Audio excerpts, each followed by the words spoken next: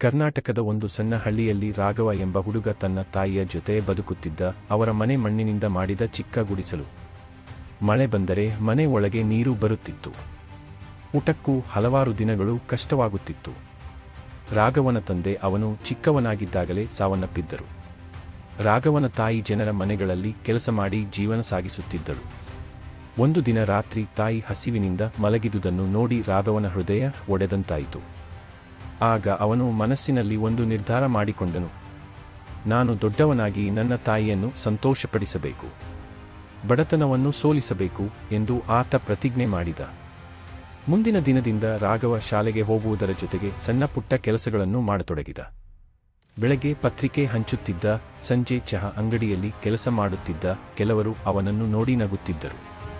ಈ ಬಡ ಹುಡುಗ ಏನು ದೊಡ್ಡವನಾಗ್ತಾನಂತೆ ಎಂದು ಹಳ್ಳಿಯವರು ಟೀಕಿಸುತ್ತಿದ್ದರು. ಆದರೆ ರಾಘವ ಯಾರ ಮಾತನ್ನೂ ಗಮನಿಸಲಿಲ್ಲ. ಅವನ ಕನಸು ತುಂಬಾ ದೊಡ್ಡದು. ಒಮ್ಮೆ ಶಾಲೆಯಲ್ಲಿ ಶಿಕ್ಷಕರು ಕೇಳಿದರು, ನೀನು ದೊಡ್ಡವನಾಗಿ ಏನಾಗಬೇಕು? ಎಲ್ಲ ಮಕ್ಕಳು ವೈದ್ಯ, ಪೊಲೀಸ್, ಶಿಕ್ಷಕ ಎಂದು ಹೇಳಿದರೆ ರಾಘವ ಮಾತ್ರ ಎದ್ದು ನಿಂತು, ನಾನು 1000 ಜನರಿಗೆ ಕೆಲಸ ಕೊಡುವ ಉದ್ಯಮಿ ಆಗಬೇಕು ಎಂದನು. ಎಲ್ಲರೂ ನಕ್ಕರು. ಆದರೆ ಶಿಕ್ಷಕರು ಮಾತ್ರ ಅವನ ಕಣ್ಣುಗಳಲ್ಲಿ ಹೊತ್ತಿದ್ದ ಆತ್ಮವಿಶ್ವಾಸವನ್ನು ಗಮನಿಸಿದರು. ಕಾಲ ಕಳೆಯಿತು. ರಾಘವ ಕಾಲೇಜಿಗೆ ಹೋಗಲು ಹಣ ಇರಲಿಲ್ಲ.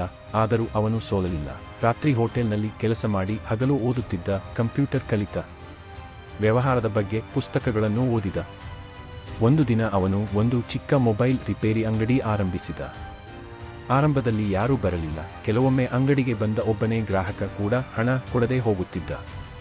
ಆದರೆ ರಾಘವ ಪ್ರಾಮಾಣಿಕತೆಯನ್ನು ಬಿಡಲಿಲ್ಲ. ಕೆಲಸ ಸಣ್ಣದಾದರೂ ಮನಸ್ಸು ದೊಡ್ಡದಿರಬೇಕು ಎಂದು ಅವನು ನಂಬಿದ್ದ. ಅವನ ಪ್ರಾಮಾಣಿಕ ಸೇವೆಯಿಂದ ಜನರ ವಿಶ್ವಾಸ ಹೆಚ್ಚಾಯಿತು. ಕೆಲವು ವರ್ಷಗಳಲ್ಲಿ ಅವನ ಚಿಕ್ಕ ಅಂಗಡಿ ದೊಡ್ಡ ಶೋರೂಮ್ ಆಗಿತು.